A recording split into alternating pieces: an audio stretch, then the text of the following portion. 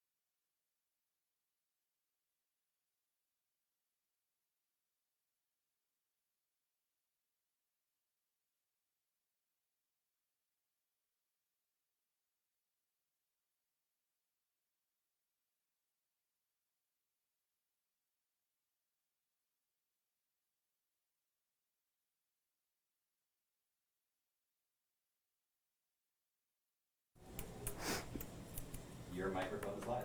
My microphone is live, yay.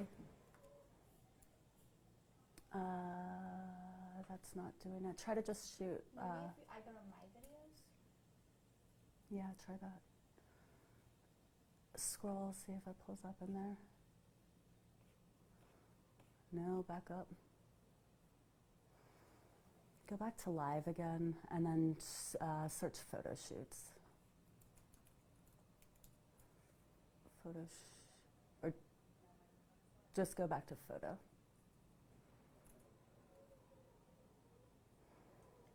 Or marketing. There should be a way to pull it up in there. Maybe if I paste the link. Well, the link's already pasted, right? Okay, so see if any of those are. Well, did it just give you a chance to search into my page by any chance? Oh, there we go. There it is. Add to queue. And then done. Perfect. And then post. And then fun.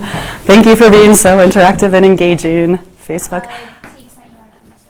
Okay. What did that say? Do a clothed one so that it can be appropriate for social and we won't get banned for having it up. Okay, tell her either the second or the third look would probably be best for that. The rose, even though that's a little nipply, but we can probably get away with it. Or the black and gray one. The first or the one? It would be the second or the third. Thank you. Okay. Okay, and I'm going to pop off my notifications because we have learned that one the fun way. Never. And then I can pop that out of screen. Thank you to Katie Monk again on the compliments for my dress. I appreciate that. It's my sort of professional, not professional dress. Okay, I've got my first slide pulled up.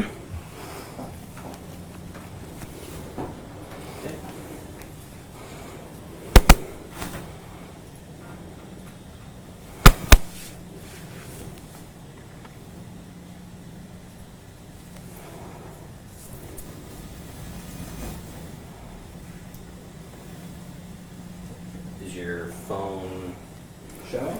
Mm-hmm. Is the little blue thing on the top? Should be. Nope. It's acting like it's not putting it yet.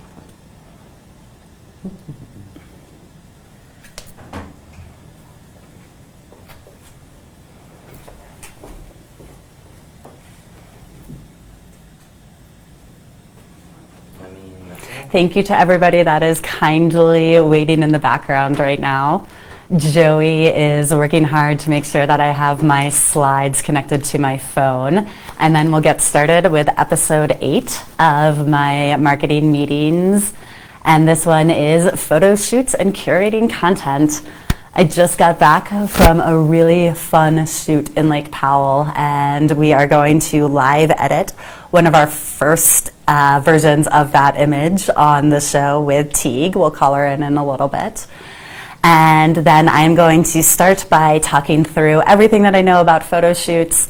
We'll have Teague in, and then I will have a segment on everything you need to know about curating your content after you have your photo shoot in. You can see the slides. And we will also include a little bit of a countdown on my favorite images ever. So between all of those, it'll be super interactive. Joey is still fussing over why the slides aren't pulling in. This is both an exercise in creativity and excitement because he gets to play with all of the tech that he wants to, but it's also a daily. Live streams teach you patience in a really really funny kind of low-key way of always trying to figure out what the next possibly imminent disaster would be. But it looks like we have everything together now, so I will go ahead and start in on the stream. If you have any engagement or you would like to say hi or there's any way to participate, feel free to type in. Sam is monitoring the engagements and just also an extra fun person to have on set, which is really nice and helps me in a lot of ways because then I can focus on delivering really great content. So as I said before, as we got going, we are going to have 4 segments to this. I'm going to talk about photo shoots. Then we'll live edit from an image from the Lake Powell trip, and I'll go over some of the behind the scenes on that as well. We'll do a countdown of my top favorite photos and a final segment on curating content. So thank yous to everybody that is involved in these video productions so far. Teague Perkins is our special guest today. She was also my photographer from yesterday and a longtime friend now. Joey and Jex Creative are doing the production. Sam is helping with assistance. Jonathan has the beautiful images that I get to use for the slideshow. BW Studios and Art Space, all of my patrons and supporters, and myself for making these all possible. So to get going with a quick overview of my purpose in bringing this to you, my qualifications and the takeaways as just like a kind of summary, is my purpose in doing this is I want to make sure that anyone who is creating content for themselves has all of the skills or at least knowledge that I've accumulated over the past few years to be able to make the best images of themselves possible and to utilize their photo shoots at the most optimal way to get the best quality images that make them feel the happiest. Of course, I'm always available to help or to consult in creating these, but I wanted to make a free video that anybody could engage in and watch at any point to learn all of the tips and tricks that I've accumulated. my qualifications are that I've just been doing this for a while. I want to make sure that I'm entering in humility to the extent that I've really created this for myself, because it is an art form that I've engaged in since I was 19 at this point. And I've really become adept at creating the content that I do. With that said, I'm not a traditional model, so don't take any of this in a sense of anyone coming from New York or like Paris runway scenes. I'm not even trying to be that. I am just attempting to create things that make me happy and other people seem to like enjoying. With that said, I've probably made over 500 images at least professionally now. Shot over 20 times plus in the last 3 or 4 years. I've been at almost a shoot a month scale at some points, slower at others. And right now I'm doing almost a shoot a week, which is really exciting, but it's tiring also. Nonetheless, that's all of the information that I am here to give to you. So my intense schedule right now, which is actually one of the other takeaways I want to go into, is I have the privilege of bringing you these streams. I get to do a lot of them in a row right now. My schedule for the rest of May is just really booked, and unintentionally so. I'm doing all of the photo shoots. And it's not necessarily what I'm about to go over is with the Lake Powell shoot. I want you to know that it's the accumulation of a lot of effort and a lot of skill too. So everything that you're seeing right now has taken years to get to the point that it is. I've developed a lot of the knowledge and the portfolio that I have just over repetitive action and persistence. So if you're looking at the shoot that I did yesterday, when I'm going down and I'm driving back in 36 hours and I have this like crazy production schedule for the rest of May, remember that I've done this before. I'm super passionate about it. I'm building my brand, and this is all just very personalized to me. So I'm giving you this, but also don't compare if that it makes sense in as positive of a way as possible. So with that, let's get into the why of all photo shoots. I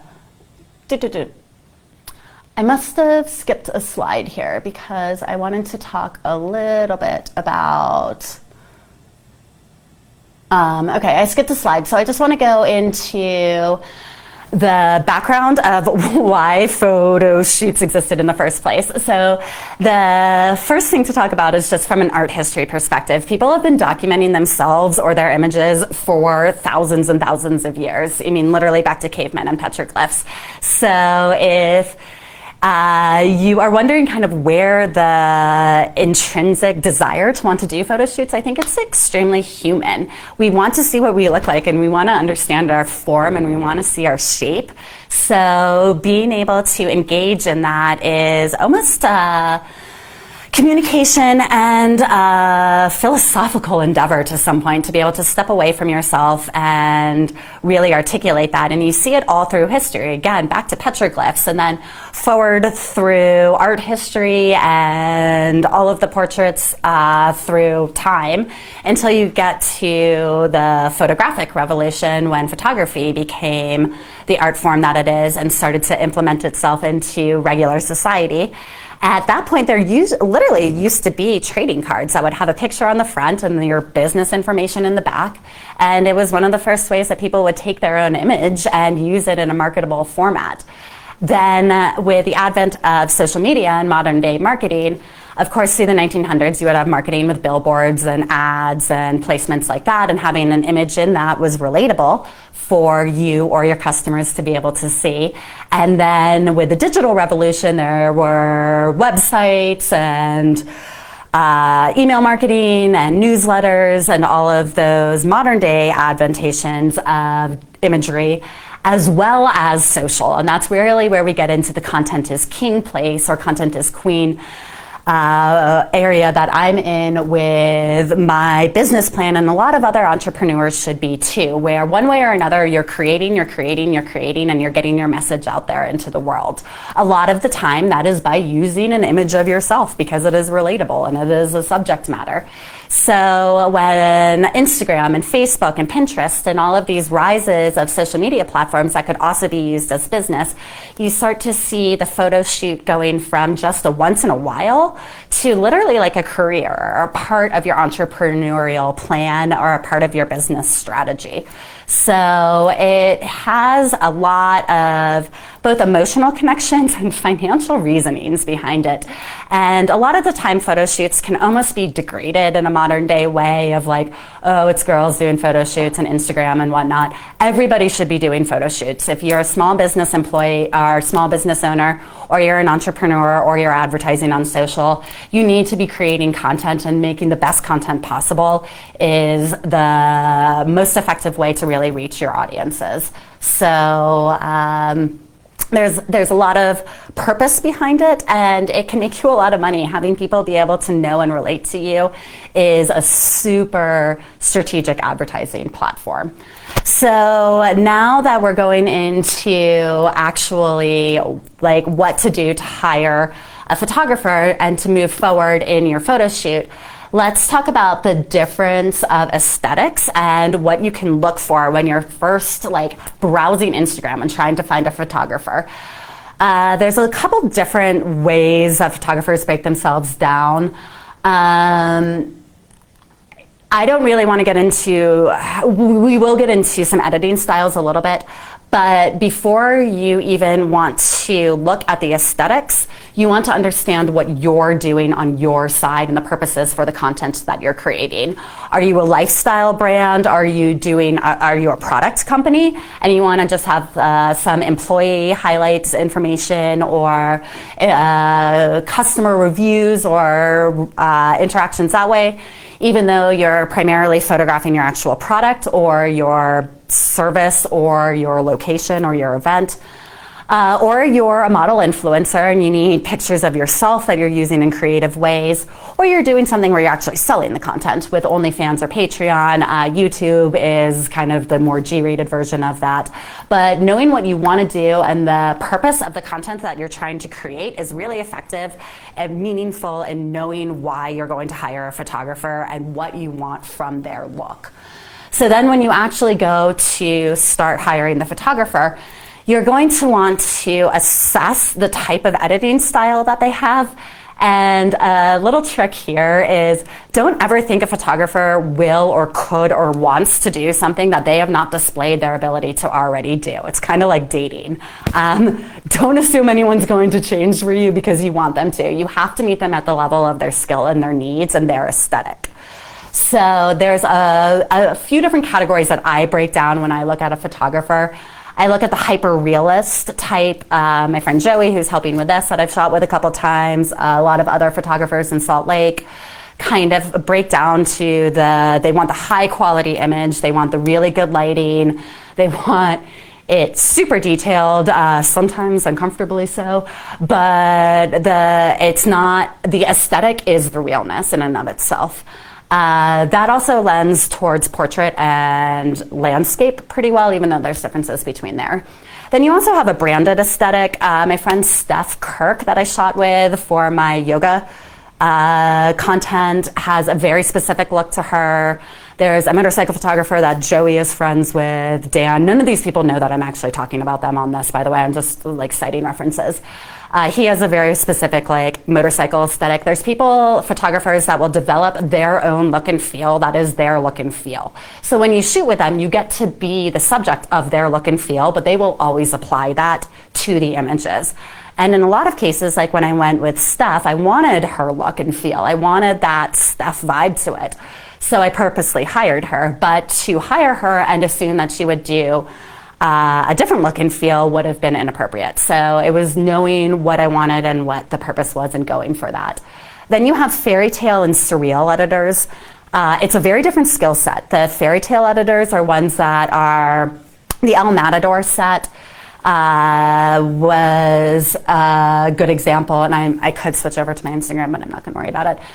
The El Matador set that I did for my 35th birthday on the water in Malibu is a good example of kind of fairy tale editing where my skin was super shimmery and the light was coming down and the colors were not the colors that were there. He really went in and made it very like alternate reality.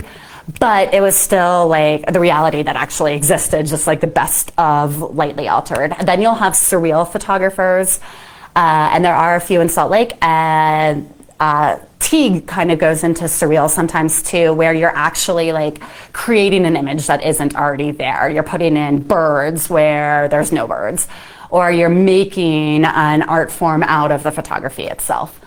I enjoy shooting with all of them. They're all, I always tended towards hyper-real originally, and now I will engage in aesthetics.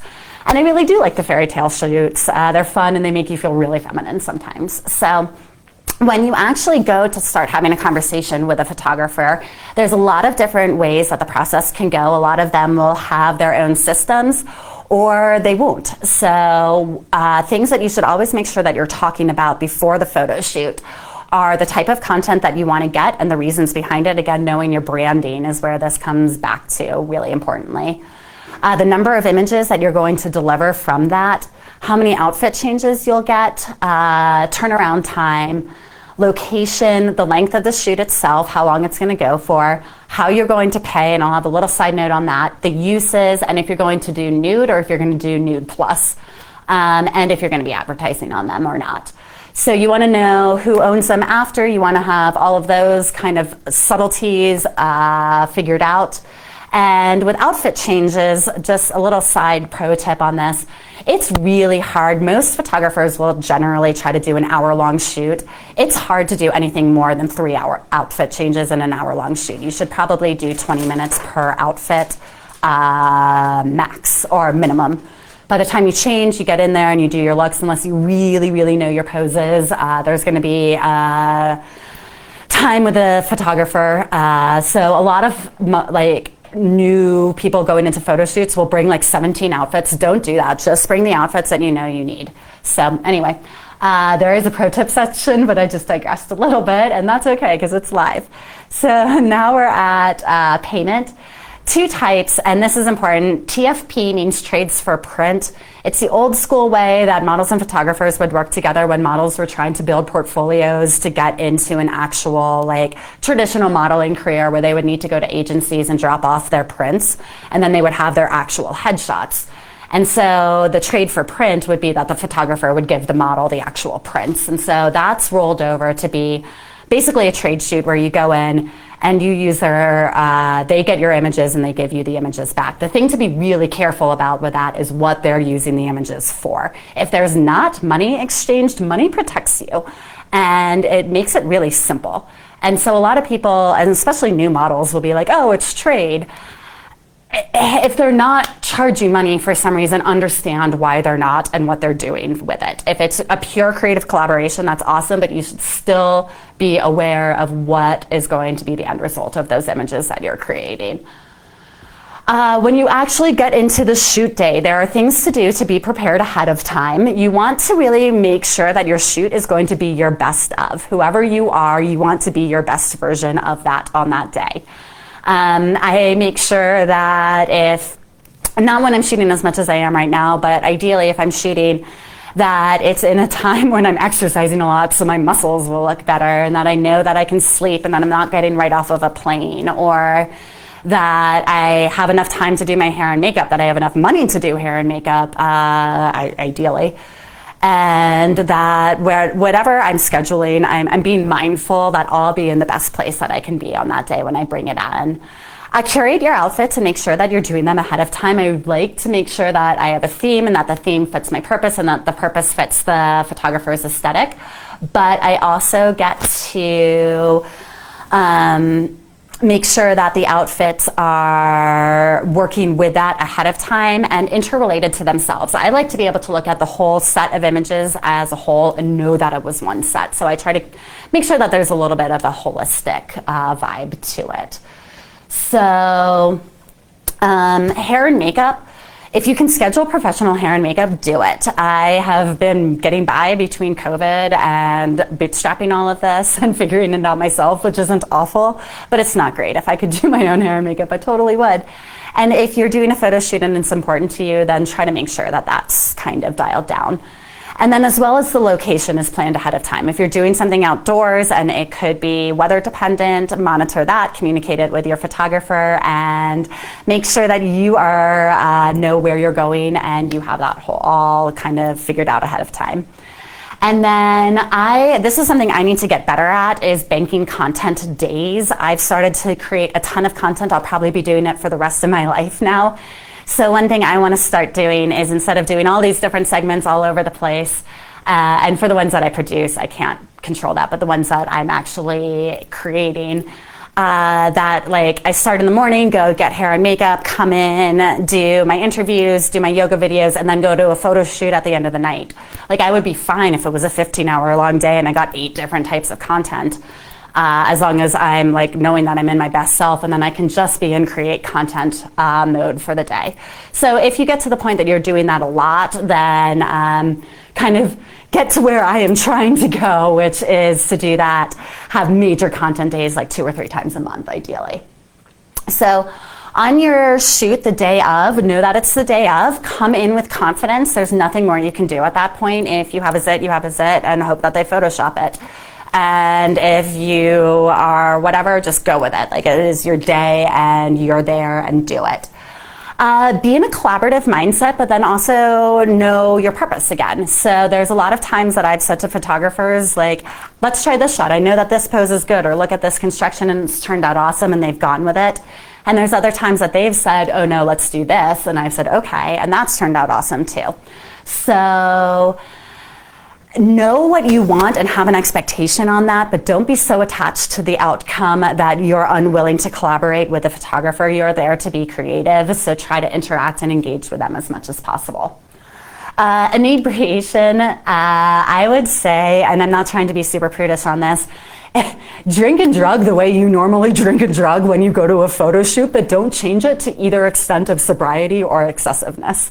So if you normally have a couple drinks in your day, have a couple drinks, and if you're normally a stoner, then like be a stoner. Like, don't try to go to cold turkey because you have a photo shoot that day.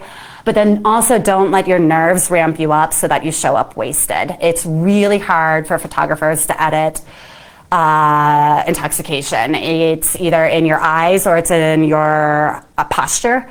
And so if you're used to it, you hold yourself that way. And so it's not that big of an issue to edit around it. But if you're not used to it, you're going to react really differently and not be able to hold poses, and it's just a mess. So just kind of stick to your norm.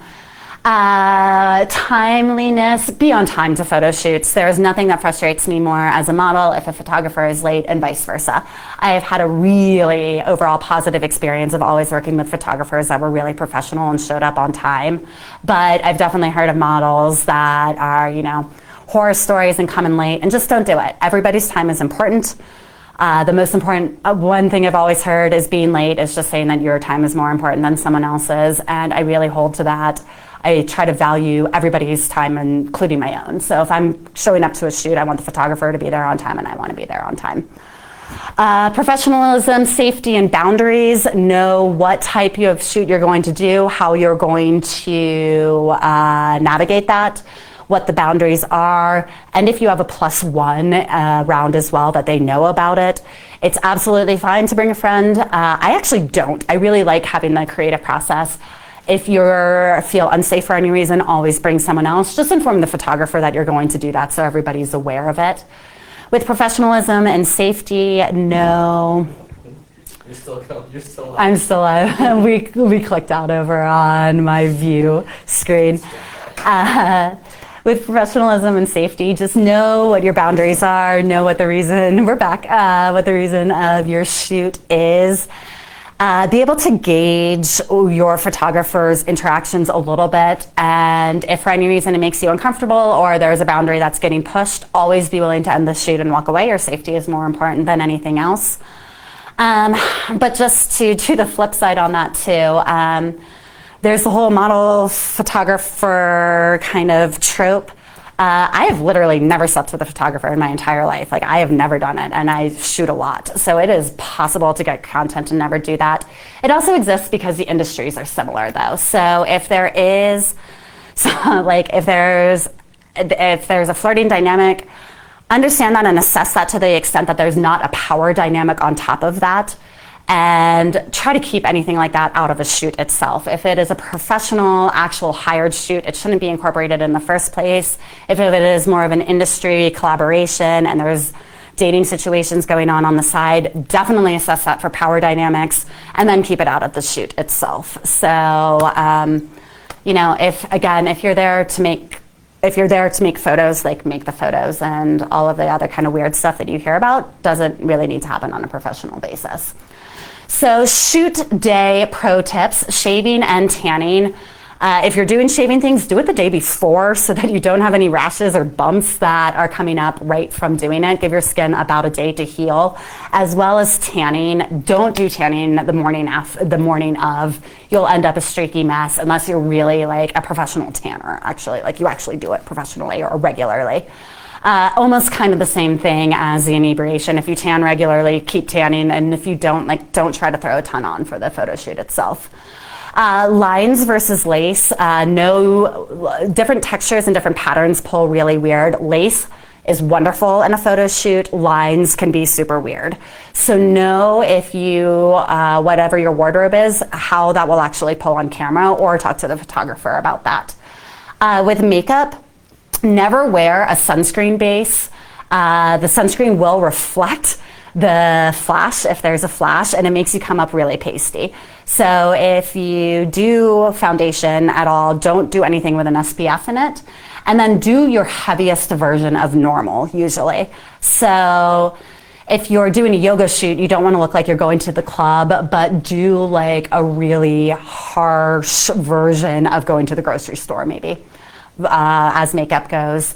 If you're doing any themed makeup, really practice ahead of time. A lot of people think that like the Amazon look or the snowflakes or something like that would be the greatest idea ever, and it can come out looking really kitschy and you can be not happy with it. So if you're gonna do like themed or specific makeup, try that ahead of time. And then always make sure that you have scissors on set. There's always like cutting things that needs to happen, and have a little prep bag of everything else that you would need. When it comes to your actual movement, there's two types of photographers I've found. One is the type that wants you to move and they'll just take the pictures, and the other type is that they want you to pose, or they want to pose you and they will take the picture. So you have to really determine, because both will get frustrated trying to shoot with the other type, honestly. So you need to kind of determine which style the photographer is and then be able to work with them. If they really just want you to go in and like strike and pose, then do that. And if they really want you to like really hold it, then be able to communicate that with them. With all of that, there's also like the plus side of, if you're doing content as much as I do, know your poses and know your angles and know how to work with that and understand what you're going to go into for your shoot location, and just even conceptualize, look at reference photos, have a mood board. But really be as prepped as possible with your movement styles. If you're on a newbie level with this, work with your photographer as much as possible. For the shoot day after it, I always have a really tough process after. There's an adrenaline that happens for me when it goes up. I start posting pictures and I show all my outfits and people get excited and my DMs blow up. And then sometimes I have Sam, who is fantastic at creating the behind the scenes content for me, or I'm posting them myself and I get home. And I think the last time with the snake shoot, I had 312 notifications between Facebook, Instagram, and text message. And it's just a lot. There's just a lot to process. And I can also then I'll spike down or I'll unspike from my adrenaline, and I can crash pretty hard and have a little bit of a mini depression episode that's usually a couple hours long. But understand that there's a huge role of energy that goes with any photo shoot. So afterwards, you do have to process whatever that feeling is. Sometimes it can be really high and sometimes it can be really low. Just be able to know that you have to acquiesce that. I always try to reschedule and make a new shoot as soon as I'm done with the last one, just because I want to keep on with that content. So if I'm rescheduling with that photographer or another, I keep that momentum going to really make as much content coming in as possible. And then adapt. If you didn't like something about the shoot, know how to change that. And if you, as well on the self-love, I've really had to go after this a lot lately. Some of the shoots with Teague today are fantastic. I'm excited to show you them. I'm probably the heaviest I've ever been in my life at this point, actually, which I don't care about. I think I look fantastic, but from someone who can tend towards being really tiny, and then I had an injury, so I pulled away from my yoga schedule, and everything's been weird with COVID. I'll start exercising again with workouts and everything with summer stuff, but in the meantime, like, it just is what it is. And that's been a little bit hard for me to process. And with that, I also just really have to go into exercises of self-love. It's the same thing with the video productions. You're always going to see something about yourself that you don't like or that doesn't translate the way that you did in your head. And you just have to go in and love yourself with that. Knowing that no matter what, you will always get one image from that shoot that is fantastic. I've had shoots that I really didn't come out of happy, and I always have one image that's great. And the vast majority of the time, by the time I do get the images, I'm absolutely astounded. So understand that there is that wave of energy and that there are hard times that happen. Like ideally, you get your pictures and you think you're the happiest ever. But almost every time you'll get a couple pictures that you're just like, oh, wow, look at that part. So really just know that everybody's human and everybody has that, and just care about yourself no matter what. And with the disappointment and failure that comes into, there are times, again, that I've gotten shoots back that I'm just like, oh.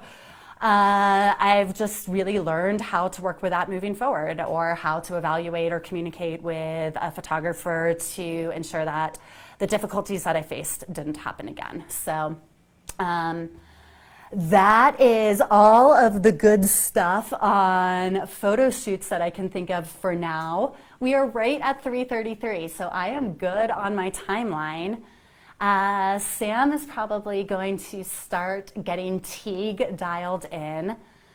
And there might not be a way for me to show you all of the behind the scenes, but while we get Teague dialed in, let me see if I can get you some of the behind the scenes from the shoot. It was quite the day. I drove from Salt Lake down to Joseph, which is by Richfield. That's about a 3-hour drive on Saturday. Can you put your pictures back up?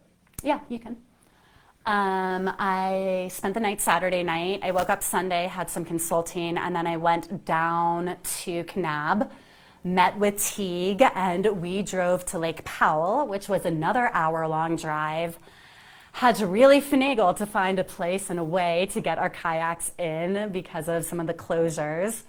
And then we faced this super long, super crazy headwind. So we were like paddling to get up a canyon, and we got the images, and they're fantastic. Teague will know even more about that, but let me just see if I can get these to play. This is actually on the lake itself, and again, we are kayaking to our ultimate destinations. So if you ever want to have a photo adventure that's like this, you are more than welcome to engage with me, and I can help get you down there. But if not, again, don't necessarily compare yourself directly to this shoot, because Teague and I have been working together for almost 4 to 5 years now. It's our 3rd time shooting together, and we collaborate really well. So doing an adventure shoot is more feasible for 2 people like us than it is for necessarily a starter model or even a starter photographer, so bear that in mind. Here's a picture of our kayaks. If you zoom in on Teague's, she has all of her computer equipment and all of her camera equipment over there. And I have my kayak with stripper heels and lingerie. So we are literally loaded up with not your regular camping activities. And we are going hours away with that, knowing that if any of this had capsized, I thought about her electronics halfway through and was just like, if her electronics capsize, I don't even know what to do with this situation. So again, this was definitely... You got it? It should be in the message too, to her. And just so anyone that's listening, Joey and Sam are trying to get Teague patched in on Zoom and are working together on that, which again, I am so lucky to be able to have both of them. This is Teague in a little behind the scenes shot that I snapped in an alcove in the Slot Canyon that we had kayaked up. Happily, the headwinds had receded a little bit from that point. And so we were able to find this cool little cave and got one of the shots that I posted on Facebook. Let's see if I have it in here to just show you. Yeah, and this was one of the behind the scenes from that little cave area. We got some yoga shots in that location also. And then we kept going until we got to this location, and this was the second, and that's where we did the rose look, the white look, and some desert nudes, because of course. And that's me afterwards. So 10 minutes prior to that, I'm rolling around and frolicking like a naked, not beached whale, but like naked dolphin, naked beach dolphin. And now I'm back in clothes and about to kayak back out. So if that isn't life for you right there. I'm actually really glad that they have this, that they're going back and forth on this, because then I get to tell you a little bit more about the adventure. That's Teague's truck with the kayaks as we're about to go down, and we would end up going around that corner that you can see in there. And then I did want to show you this. Teague has her own she shed full of clothing and accessories. Like, she is the epitome of, I love working with her just because she is a girl, and you can go in and she has girl stuff. And at least like the last 4 photographers that I've worked with are all boys, and they all really care about their lighting, but they don't care about the rose blush on the top of your lip. So having someone that can dab sparkle onto your collarbones is fantastic. And I am very glad that I am friends with her for that reason. And this was her truck. As soon as I pulled up, I saw her truck with 2 kayaks in the back, and you're just like, you know, you're going on a fun photo shoot. We emailed you as well as her the link. Okay, I will hop on. Turn off the picture. What's Teague going to be doing? Teague is going to have selected one of our pictures from the shoot that we just created together. And then she is going to live edit one of them, and I don't know what she is selecting or what the edit will look like. So I am excited to see that. And thank you for everyone bearing with us a little bit on the technical. We're all trying to figure this out. And again, thank you to Joey and Sam and Teague and everyone who is super creative and willing to help me with this. Copy that. Just hit copy invitation and just send it to her. Teague lives in a town called Kanab. Kanab is similar to, in some ways, to a town called Moab, but doesn't have an active river through it. And so it has a little bit of a different tourism engagement, but I think it's fantastic. It's where a lot of the old Westerns were filmed, as well as where Westworld does a lot of their sets. So there's a lot of Hollywood activity through Kanab, and it's actually called the Little Hollywood of the West or something. It's a small town, but it does have 2 stoplights. No car dealerships, no Walmart, which is different than Richfield. Richfield has car dealerships and Walmart, which is how I'm gauging all of those towns. But Kanab just also has a lot of really good people, and I got to work with Teague for a photo shoot almost 3 or 4 years ago. It was my first really professional nude one. It's the caves, and we've been able to stay really good friends since. So is she on now, or she's on? Can you see her, or is your Zoom open? Mine is open, but I can't see her. I see her. Oh, I see her now. Yes. Turn up your phone, Maggie. Turn up the volume. Yes, please. Hi, Teague. I can't, oh, it's saying I'm muted. Should I unmute myself? Yeah. Uh, That's the other version. yeah, it's my other Turn mic. up your volume on the computer, please, Sam. And turn up your volume on Maggie. Go ahead. Oh, I see her now. Oh, I see her now. Yes. Someone's getting that good. This laptop. Turn off your volume, Sam. On my laptop. No, just on the laptop, please. Can you talk? Okay, let's try now. Talk to you. Can't hear her. Is your volume up on your phone, Maggie? Yeah, it is. And you can't hear her either. No, I cannot. Well, technical difficulties.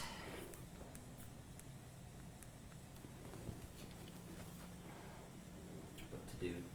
Sorry, we are figuring out technical difficulties. What if we got me off and then it's just Sam on there and you two work back and forth on the... I just want to see. I wonder why we can't hear her.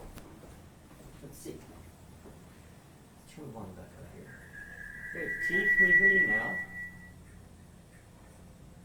I just muted myself. See if that helps with the Teague, say reverb. hello. We're muted. Oh, we can hear it over here. Maggie, come over here and talk to her this way, and just close the Facebook Live. Or mute the Facebook Live even. That's what is doing it. We're just getting Facebook Live. Yeah, if you pop in. Just two times. I just muted myself. See if Okay. Actually, you can probably stay. I just want to be able to see you talking to her. Okay. Go ahead. Sorry to kick you out, Sam. Okay. Now you should be able to unmute yourself Unmute. Hi. and turn on your camera. There you go. It's Teague. Hello. Okay, so much better. Thank you for bearing with us. Sorry. It's so good to see you again after seeing you yesterday, after not seeing you for 3 years. Oh my gosh, I know. I can't even believe that you drove home that night. I was like, Colton, she's driving home.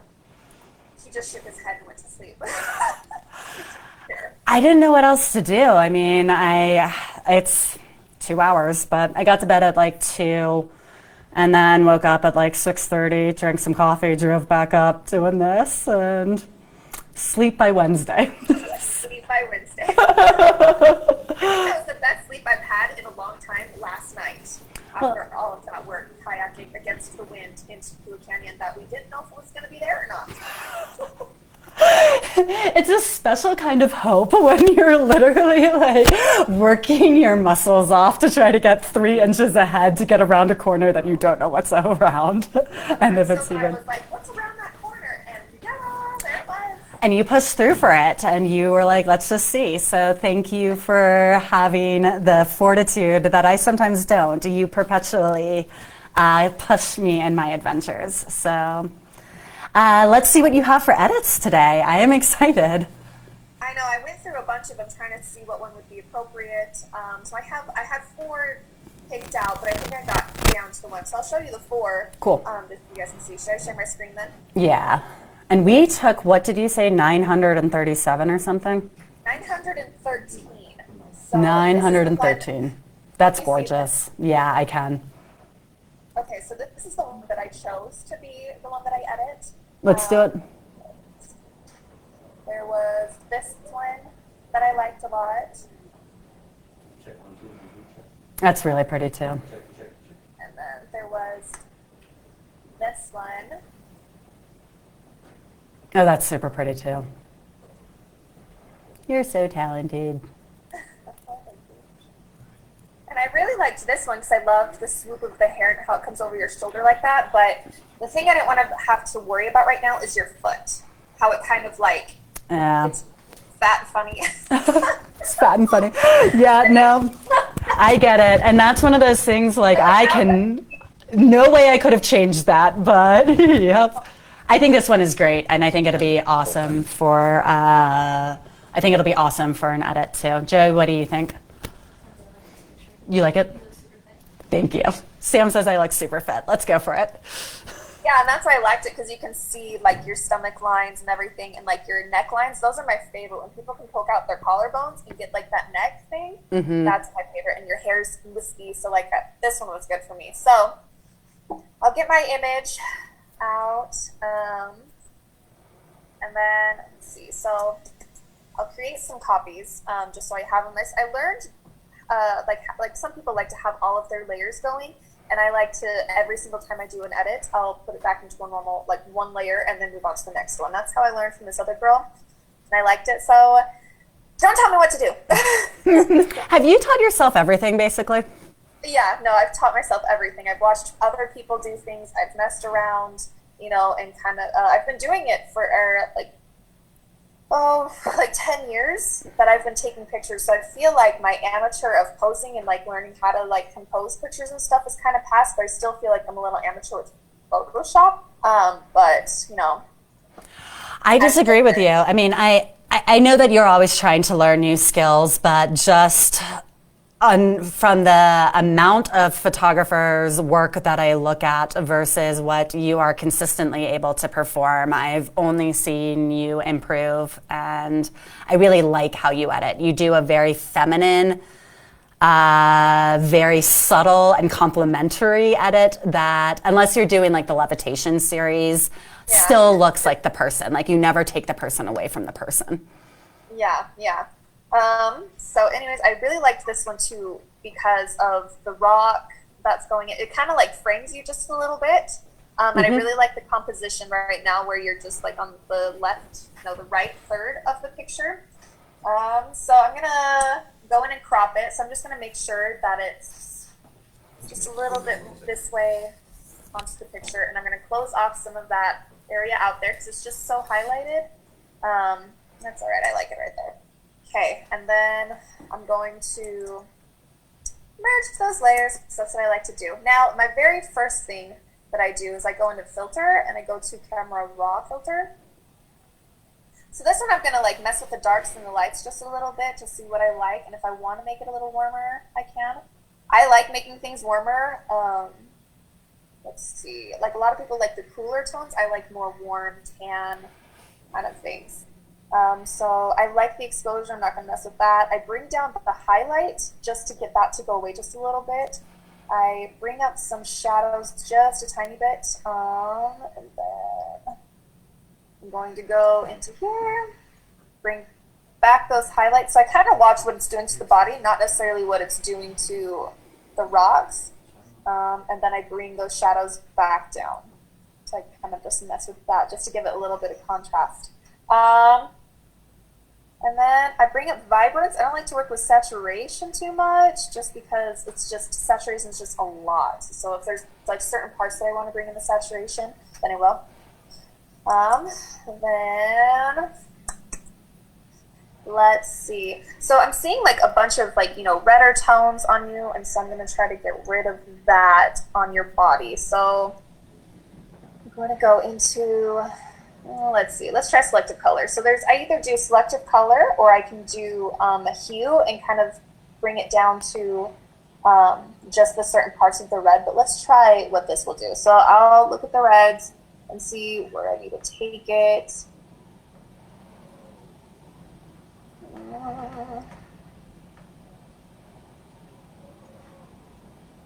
What's your camera setup? So I usually have my camera on really, really low aperture, high aperture. It's like it's an f.2 usually that I keep it at. I like to stick between f2 and f5. I don't like to go all the way down to like a 1 just because I just don't want that much of a blur, but I think 2 is perfect and up to 5. So I usually don't go up any more than that. Like when people get into like f26, it gets all the detail in the background, but I'd rather keep it at an f2 and then take a picture of the background and take a picture of a person and bring it together, you know.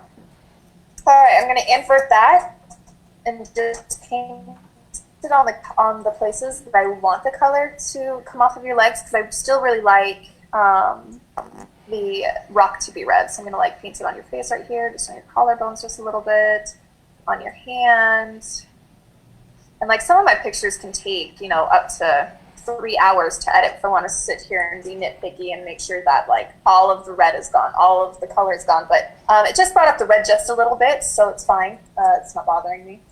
Then I really, with this kind of scenery, I like to bring out the contrast and the texture of it. I think you guys can still see me, but like when I edit pictures, I'm like, so I have it like lowered just so it's not in like my view. I might look a little funny. Like knowing what you look like on a Zoom call is its own awareness that we're all becoming weirdly good at lately. Yeah. But I do the same thing. Like I'll be on with 4 people and then like kind of tune out and be like, oh, they can see me eating at this moment. Whoops. Something like that. All right, okay, and then I'm going to click E and get rid of the contrast on your body. Whoop, hang on. Bring it down. I'm gonna change it to like a 67 because I kind of like the contrast on your body, but not super crazy. Mainly like it, and like I have to be close to my computer when I'm editing things. I'm like this. Me too. I can see what's going on. Yeah, me too. Oh, and then I'll kind of just look at it to see if I liked it. And if it's just a little too much, then I'll kind of bring it down. Ooh. There we go. Yeah. See, this is why, and a lot of people have asked me lately if I want to get into photography and like, oh, I'll make the jump into photography. Like, no. Thanks for your suggestion, but decline. Like, I don't want to learn this. Like, watching you do this is phenomenal, but I don't want the skill set. And also part of my camera setup, I keep forgetting like what I'm supposed to be talking about. So my camera setup is usually from a 2 to a 5 aperture, and then I bring down my ISO to maybe like a low 3. Like I don't like to have a whole lot of ISO, like very minimal. And then my shutter speed is until like I like what the shadows are doing, so it can be up to like maybe 500 or 600 is my shutter speed. And right now I'm going to do the highlight. So I have all my my things created. So if I want to do a highlight, I went into curves and created a layer and did all those things. And I have my shadows, my lip and cheek colors. If I want to change people's lips or cheek colors, I have my eyes where it sharpens their eyes and makes them a little brighter. I can go in and do that. My frequency separation, my teeth whitening, and my skin dodge and burn stuff. So I'm going to play my highlight, press B, and usually I'll keep it at 100 opacity to get like the hair, because I want to be able to brighten up hair just a little bit, just to create some dynamic pieces. And then I'll bring it down to a 45 to get around your cheekbones and just brighten up where there should be a little bit more highlight. See, you hadn't put the dusty pink stuff on my collarbones yet. That's why you have to do this right now. Yes. I try and make sure everything is like, look, you're banned. So sorry about the life jacket. So usually I will go in and take that out, and I will when we get off of this. It's just so people can see like what I usually do, but not sit there and be like, hey, I'm gonna go and do all these little tiny things. So I'll probably just take a tool just to get rid of it, and also a little bit of dodge and burn. But it's funny, I didn't even think about the life jacket marks until that just happened. You're totally right. So I'll kind of brighten up anything that I want brightened. I really like the legs when they're brightened up a little bit, and like the arms, kind of right above the breast is what I like, and like right there on the neck. Feet, but I can't press my space bar to get the hand. It drives me crazy. Let's press H, but anyways, okay, then I'll kind of look at that. And I brightened you up just a little bit and kind of brought up some more highlights and stuff. So I'm going to bring that down, and then I'm going to bring your shadows in, press B, and I'm going to bring that down to about a 23. And this is where I'll go in and kind of put it into any more spots that I want just a little darker, just slightly. I want that just a bit darker, and I bring there. Just to give a little bit of contrast. That little set pulled really well for that little cave. It's like the set and the cave, the lingerie set and the cave just matched each other, didn't they? And then I'm going to bring it in the background just to create just a little bit of depth. I'm going to bring it up to about a 45. Go in there, bring some depth out. And I'll kind of see also where it's fitting.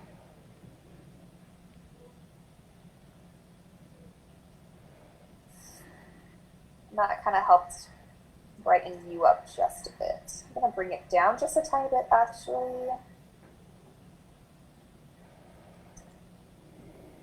But really, I honestly just like how it looks already. Well, that was really good. So I think on this picture, that's probably about as much as I would do. I would actually go in and do a little bit of dodge and burn on your face, but I don't think people really want to watch all that. But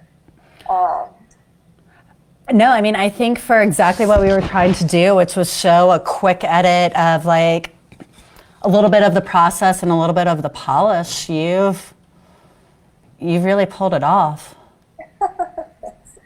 So I think that's all I'm going to really do to it. I actually really like it. I might go in and like highlight just in here just a tiny bit, or work on your face more just to get it a little bit more polished. But I like how it all turned out. I think it's really pretty. So then I'll like gather all these things together, and then I'll see what the before and after was. And it just brought out shadows and just lightened it up a little, made it a little warmer, which I like. Me too. But that's and it pops me out a little bit more. Yeah. Yep. Yeah. So that's basically what it does. Well, this is under 24 hours from when we shot the image till we have a pretty close to fully edited final version, huh? Yeah. Oh my gosh, that was a lot. But I'm so excited. Like the nude ones, I think are my favorite, just because your skin tone matches the rocks. I'm really excited to get those back to you so you can show people. But they're all of these just turned out so cool and so pretty. And the natural light was really cool too, because it was kind of musty out there, musky with all the clouds and stuff. So it wasn't just harsh, piercing light. There was a bunch of clouds, so it kind of made it more of a soft look. But it was really pretty, all of them. It's so cool. I'm really excited for the nudes too. And I was just scrolling through, and we were like at your house, and everybody was tired, and so I didn't have a chance to get too many more BTS. But the ones that I saw were just gorgeous. And as I said on the phone or on the agenda earlier, like, I'm so happy for you. We really pulled this off. It was definitely a lot. I would temper anyone else thinking that they might be able to do it quite the same way, to know that we're not the most professional, but we are not amateurs anymore. And there was a lot of effort put into that. So the hardest part was that ramp. Honestly, everything else was fine. Even like trying to paddle against those waves was not hard. It just took a long time. Yeah. But that ramp, that was hard. So we took my truck. There was a barricade of other trucks, and then I was like, "Oh, there's a standing spot right there. I can just take it off." And so, like, it was dark, nobody was there, and so I just took my truck and we just romped over the ground and then got back onto the ramp and drove it down to our kayaks. And I was just hoping nobody would call me in. And then we couldn't get the strap thing to work, and I was like, okay, this is not the time to have a technical difficulty, because your honor, it's art argument is going to be really fun if I have to go back to Arizona. So thank you for being my friend. Thank you for being my adventurer. And what is something that you want to create as your intention with your photography practice moving forward? So if anyone wanted to contact you as a model, or what are projects you want to work on, like manifest your future real quick. Yeah, so I really want to do photography packages, like adventure ones, kind of like what we did yesterday. I can't believe it was yesterday. Where, we kind of, I kind of would go over like what looks that you're kind of going for, and we kind of share Pinterest pictures back and forth so I can get the exact look that you're looking for.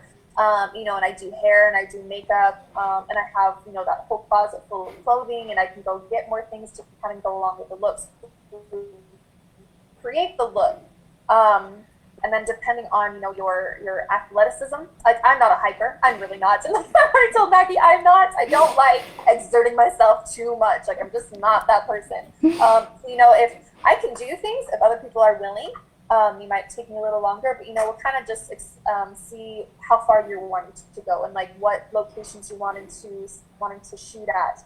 And that's what I love to do. I love getting natural light, and I love seeing rocks and seeing how to position a person onto those. And so like I'll be driving around and I constantly will be looking at things and being like, oh, that'd be really pretty to like highlight a person's legs or something like that.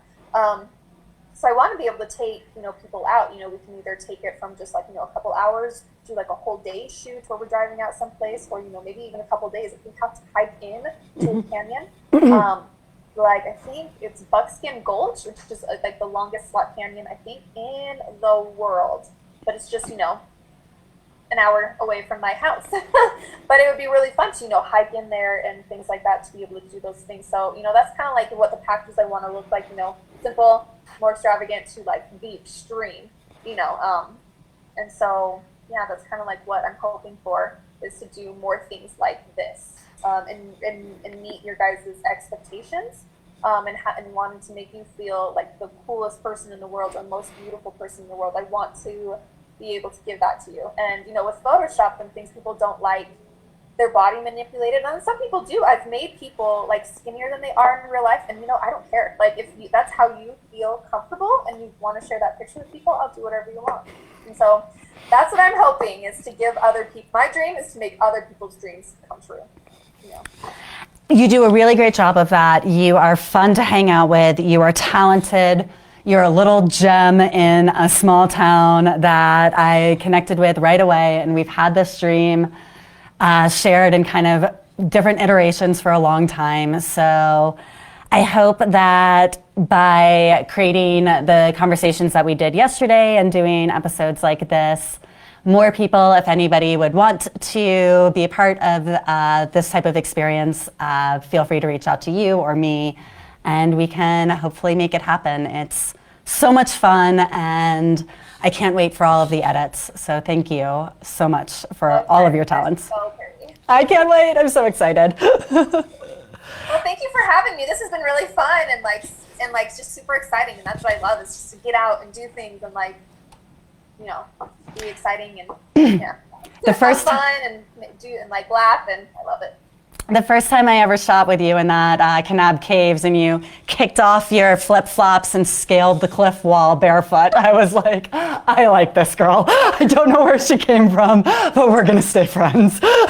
I barely remember that thing. I'm like, I kicked off my flip-flops. That sounds like me. I just can't even remember. It feels like so long ago, but it wasn't. It wasn't, yeah, but it was. Well, I will let you get back to it. I know you have Venice and you have Colton, and I appreciate you letting me borrow you from your family, and I will hopefully see you very soon. Yes. Thank you for having me. Take care, Teague. Bye. Bye. Okay, leave the meeting? Yep. Okay, I'm leaving Teague. You have to bring your other microphone. Carry it. Okay, just carry it? Yep. Okay.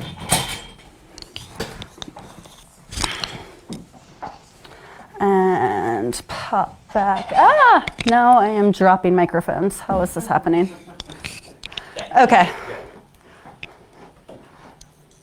And now we'll go back and finish up. We are running a little bit over time, and that just means that we're having really good conversations and there's lots of content, and also that we're figuring out all of these little tips and tricks as we go. So now I am going to go ahead and just finish what I planned on doing, even if it puts us over time a little bit.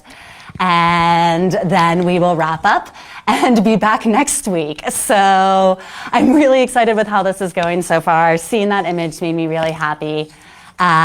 Doing all of this in under 24 hours is a super feat, and I just think that my life is really cool right now because I get to go and do adventures like this and then talk about it. So. Curating. So now you have all of these images. The photographer has delivered them to you. You have paid up your balance ideally. That was the other thing on the payment stuff. If there's a deposit, you usually will pay your balance by the time that you actually start shooting. So everything is paid up. The photographers within their time limits has given you back all of your images.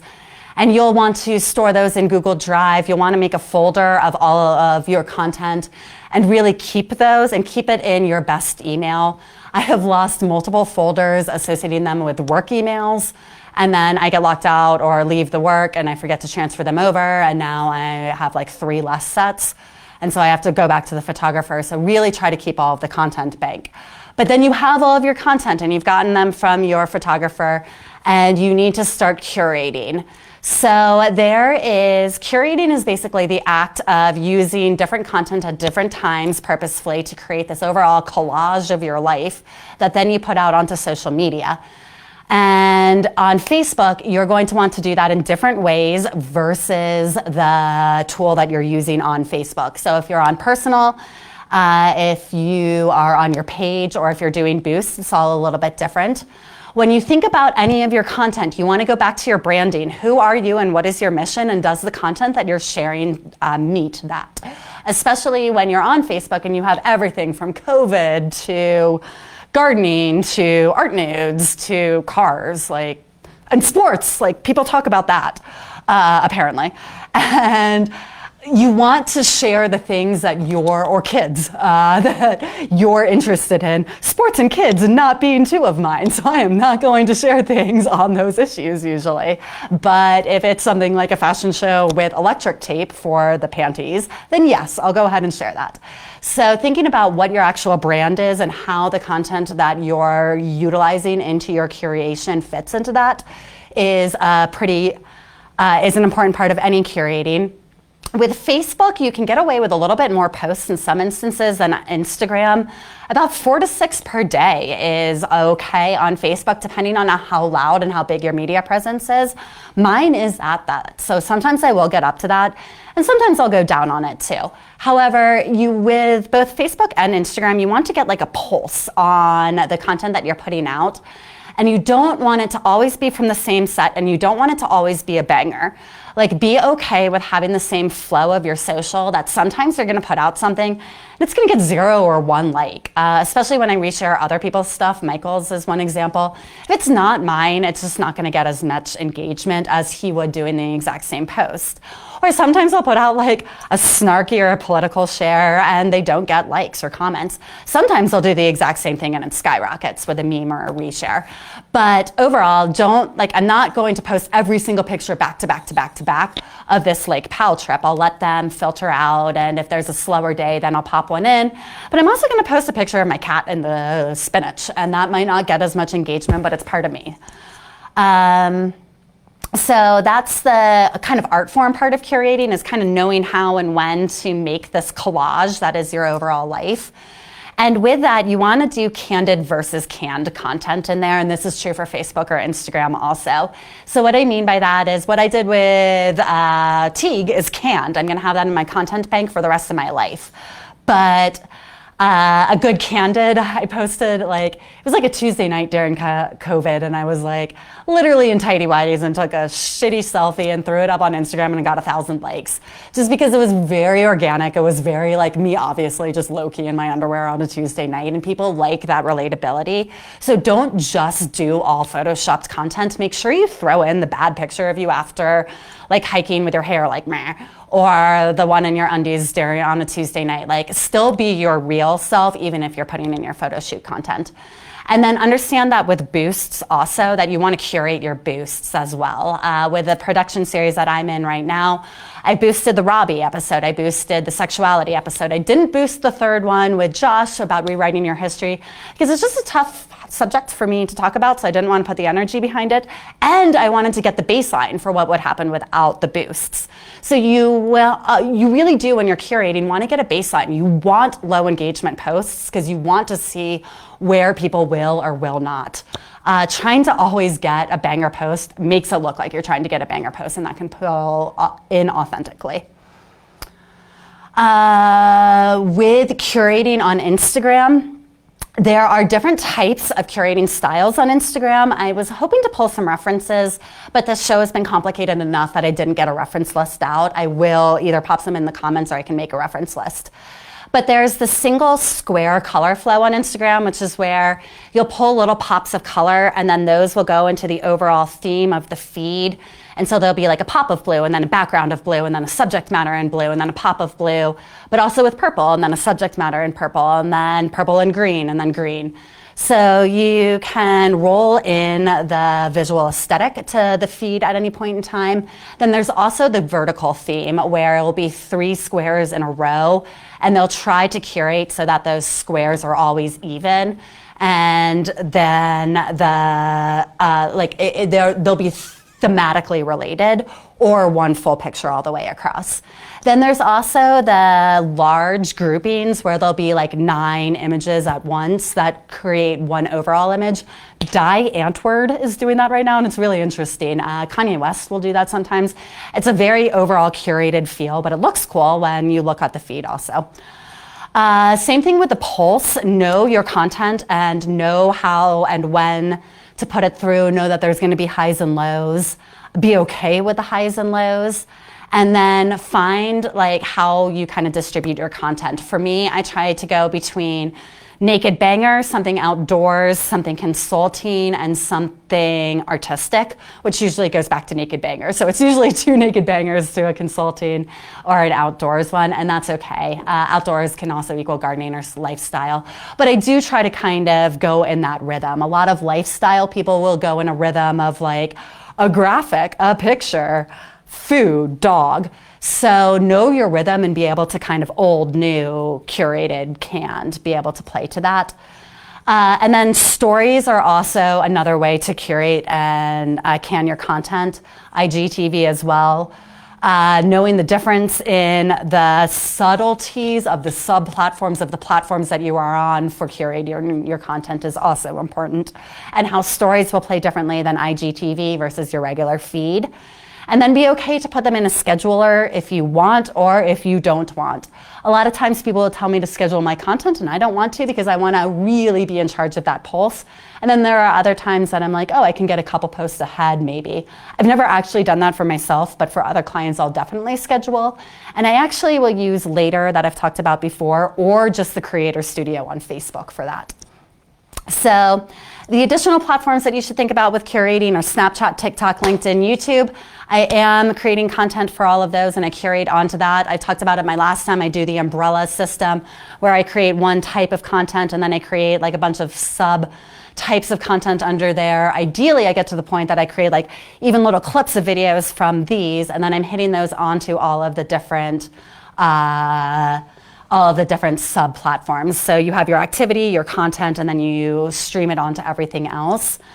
One thing that I need to work on is making sure that I am putting all of the same onto everything else. I create a ton of stories. They only go to my Facebook page. I should probably repost them to my personal page instead of my Facebook business page.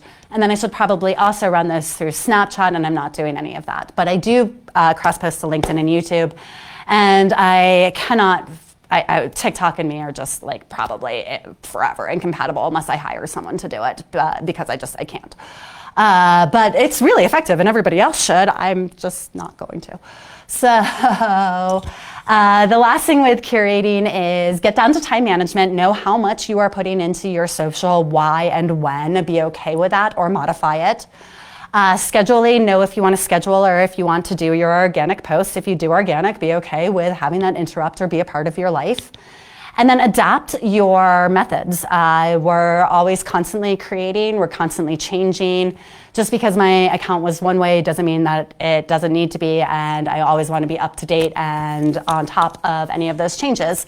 And then also followers, overall they are important. It is becoming a different game with followers every single day. I will do the IG, so I will talk about everything that I know and don't know about IG followers.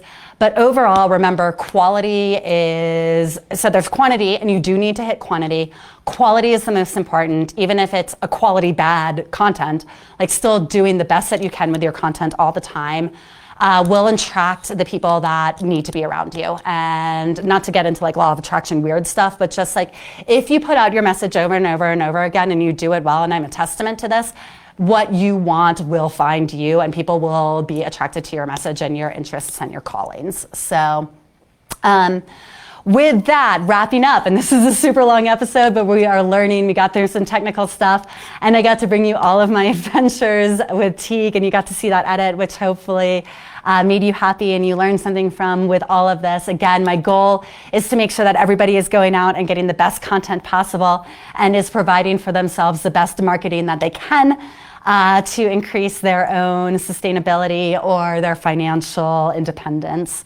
So we have 2 more episodes of marketing meetings and 7 more episodes of wellness. We're going to finish out the marketing meetings live in this format and continue with the pre-recorded formats on the wellness interviews. And then we're going to skip over and do live on the wellness once we're done with the lives on the marketing. So we are going to keep coming to you live for the next 5 weeks, foreseeably, through June. This has been a really fun project to start. I'm really excited that I'm in it. I love communicating with everybody through this forum, and I'm going to keep it up. So thank you for not bearing with us. Thank you for engaging. Thank you for being part of my community. Thank you for being one of my followers. Thank you for watching all of this. The next ones that are going to come up are either going to be Patreon set up in an hour or boost and ad strategy. I've gotten a lot of requests for boost and ad strategy, and I'm not sure if I can pull off Patreon in an hour. So those 2 might interchange, but definitely doing IG model and other Instagram growth strategies. I'll go over everything that I know about Instagram growth. It's a lot. It's just complicated also. Ideally, I'm going to try to have a surprise model friend with lots and lots and lots of followers who is very, very, very beautiful and probably more talented as a model than I could ever be to call in, but I haven't finally confirmed that, so I'm not leaking the name yet, but hopefully that works. And I will just go over everything you can to increase either your business or your influencer page on Instagram. So thank you again for coming to this Facebook, this one says Facebook Famous. That's the old slide. Thank you again for coming to this episode with me. I've had so much fun doing these. I really enjoy them. A friend asked me why. I really want to make sure that my adventures are getting chronicled the way that they deserve. And I want to make sure that I am translating everything that I know. So it was, I also forgot to change the date in there. So another great skill-based live stream is wrapping up. We will come back with episode 9 next week.